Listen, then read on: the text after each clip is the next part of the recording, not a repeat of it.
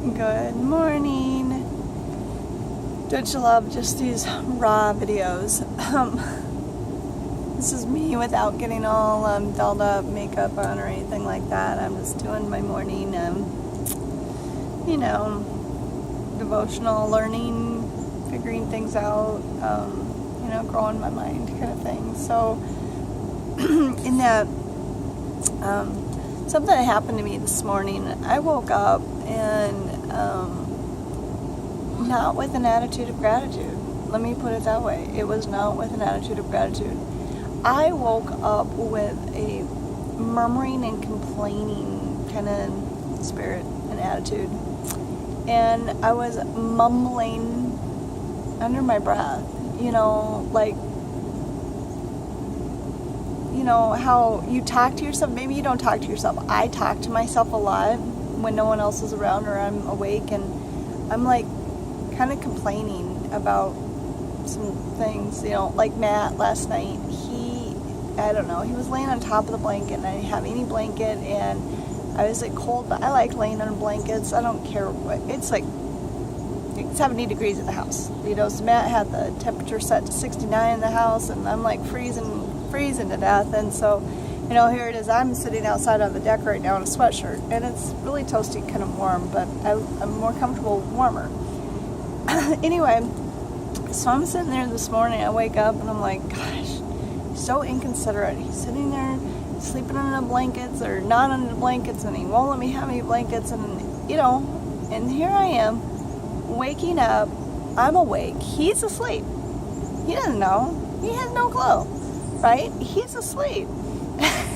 and I'm like making myself miserable, right? Because I started to complain, and then when I started complaining about that, then I found something else to start complaining about, and another thing to start complaining about. Do you find that happens, right? When you start complaining about one thing, it just leads into a snowball of other things, and then before you know it, I could be like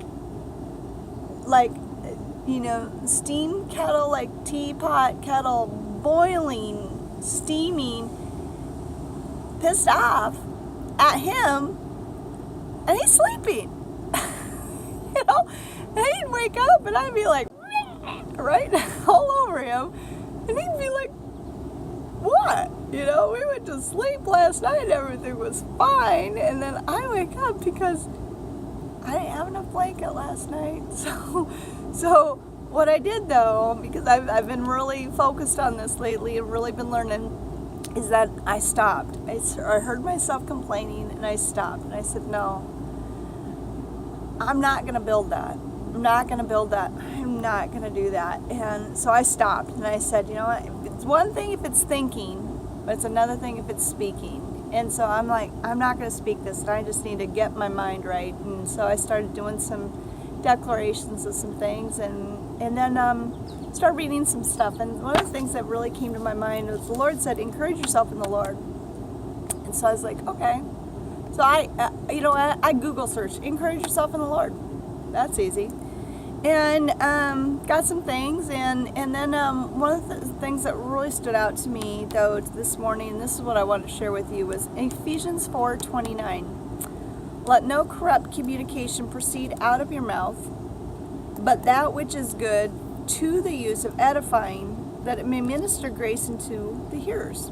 Right? That's King James. If you're like me, you probably need something simpler, right? So let no unwholesome word proceed from your mouth, but only such a word as is good for edification.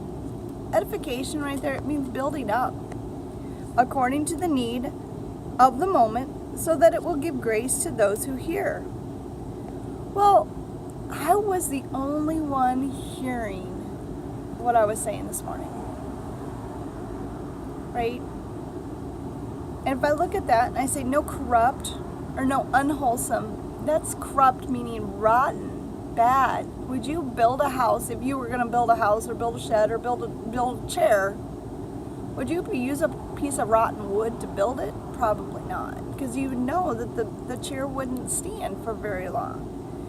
But it says, don't let any unwholesome or corrupt, rotten word, communication, mumbling, right under your breath. It doesn't matter if it's a whisper. It doesn't matter if you're shouting it out. It doesn't matter if you're sharing it to a congregation. Don't let any unwholesome word proceed, come out of your mouth, come across these lips. No unwholesome word out of these lips, but only such a word that is good for building up, edifying, building up. I really like that word because I'm building something, you know. The world was created with words. God spoke and it became, you know, so he built with words. And so I'm looking at that going, well, I'm not building a relationship with my husband. I'm not going to build my husband with corrupt words. That's stupid. Shouldn't have said that, right? According to the need of the moment. My moment this morning was just my need. It was me. It was about me. No one else was down, right? So that it will give grace to those who hear. So what I needed to do this morning, what I ended up doing was speaking out words of love and adoration towards my husband and from my husband towards me. I know my husband loves me.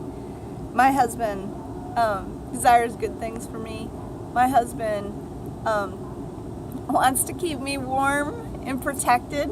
He didn't mean to steal the blankets from me. He wanted to keep me warm and protected. If he knew, he would have changed that, I'm sure. But you know how tricky things can be. Just get you off right away in the morning. And so I'm just saying, take back your morning. And that's actually, so Ephesians 4:29, right before that, talks about putting on the new self. Take off the old, put it off, and put on the new self. And that sometimes is the key. That's the challenge. Are you going to stay in the corrupt way of thinking of the world? Are you going to stay in that? Because that's easy to do. Or are you going to put on the new self and choose to be grateful, thankful, loving, edifying, building up, using your words for good?